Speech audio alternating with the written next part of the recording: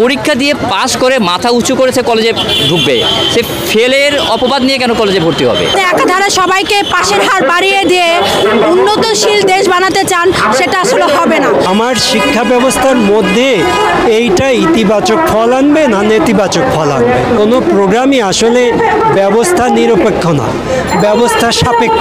এমনিতেই তো ওনারা শিক্ষা ব্যবস্থাটাকে ধ্বংস করে দিয়েছেন, বাচ্চারা বইয়ের সাথে সম্পর্ক নেই। তার মধ্যে আবার ওনারা যেটা আনলেন যে ফেল করলেও কলেজে ভর্তি হয়ে যাবে, তাহলে বাচ্চারা তো পড়াশোনা থেকে আরও দূরে সরে যাবে। যে দুই একটা সাবজেক্ট ফেল করলে কি আমি তো কলেজে ভর্তি হতে পারবো? তাহলে এই বাচ্চারা যখন 1 বছর পরে আবার থেকে মেট্রিক পরীক্ষা দিবে, ওই সময় তার 2টা পরীক্ষা থাকবে। খেয়াল করেন, তার ফার্স্ট ইয়ার ফাইনাল পরীক্ষাটাও থাকবে, আবার এদিকে তার এই যে মেট্রিক যে 2টা সাবজেক্ট সে ফেল করেছে ওটার পরীক্ষা থাকবে। সে কোনটাকে সে কভার করবে? ওয়ালটন ফ্রিজ কিনে অনেকের মতো আপনিও হয়ে যেতে পারেন মিলেনিয়াল। সেরা পণ্যের সেরা অফার।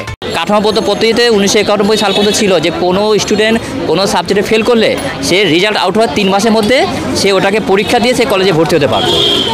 পরীক্ষা দিয়ে পাস করে মাথা উঁচু করে সে কলেজে ঢুকবে, সে ফেলের অপবাদ নিয়ে কেন কলেজে ভর্তি হবে?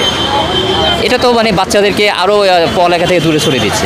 আমরা এটাকেও আসলে সাপোর্ট করতে পারছি। এই যে ব্যবস্থাগুলো একটার পর একটা নেওয়া হয়, এইটার পক্ষে বিপক্ষে দুদিকেই মতামত আছে, কিন্তু আমাকে বুঝতে হবে যে আমার শিক্ষা ব্যবস্থার মধ্যে এইটা ইতিবাচক ফল আনবে না নেতিবাচক ফল আনবে?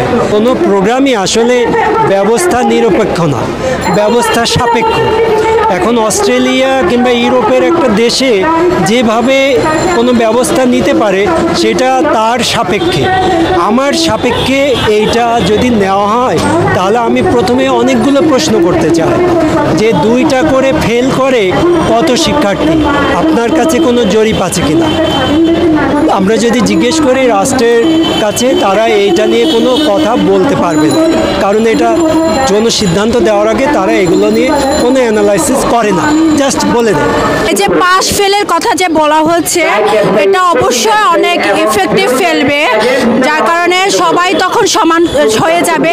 কে ফেল করছে কে পাস করছে সেটা আমরা বুঝতে পারবো না। এটা এই ধরনের যে হঠকারিতা যে সিদ্ধান্ত থেকে আমি মনে করি সরকার আরো ভালো করে চিন্তা ভাবনা করে বের হয়ে আসবে। একাধারে সবাইকে পাশের হার বাড়িয়ে দিয়ে উন্নতশীল দেশ বানাতে চান, সেটা আসলে হবে না। এভাবে করে হঠকারিতা সিদ্ধান্ত নিয়ে আসলে কখনো ভালো কোনো ফল দাঁড়ায় না।